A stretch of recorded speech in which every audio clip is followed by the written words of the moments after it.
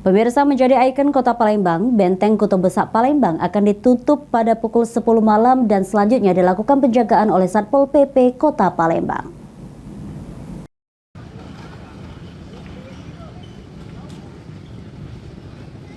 Pada malam pergantian tahun 2023 ke 2024, kawasan Benteng Kuto Besak Kota Palembang akan ditutup pada pukul 10 malam.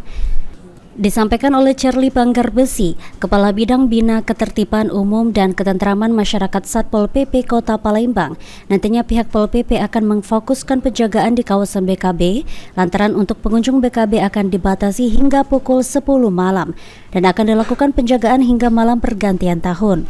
Agar masyarakat tidak berkerumun di kawasan BKB, nantinya Satpol PP Kota Palembang akan menerjunkan 100 personil untuk melakukan penjagaan di kawasan BKB.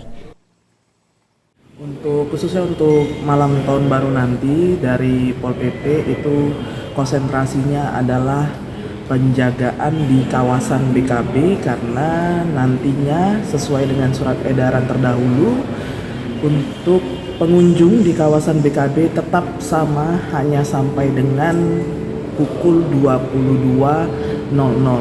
Untuk rekan-rekan kami dari anggota Pol PP nanti akan melakukan penjagaan sampai dengan pergantian malam tahun baru.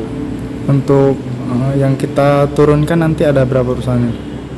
Kami menurunkan kekuatan penuh, hampir 100 personil nanti akan berjaga di BKB. Berarti untuk di BKB sendiri tidak ada perayaan, Mbak? Tidak ada perayaan, karena kita sesuai juga dengan arahan dari Polrestabes bahwa pemusatan kegiatan nanti akan ada di Jalan Sudirman. Charlie menghimbau untuk masyarakat Kota Palembang yang akan melakukan kunjungan di kawasan BKB pada malam pergantian tahun dapat menikmati kawasan BKB hingga pukul 10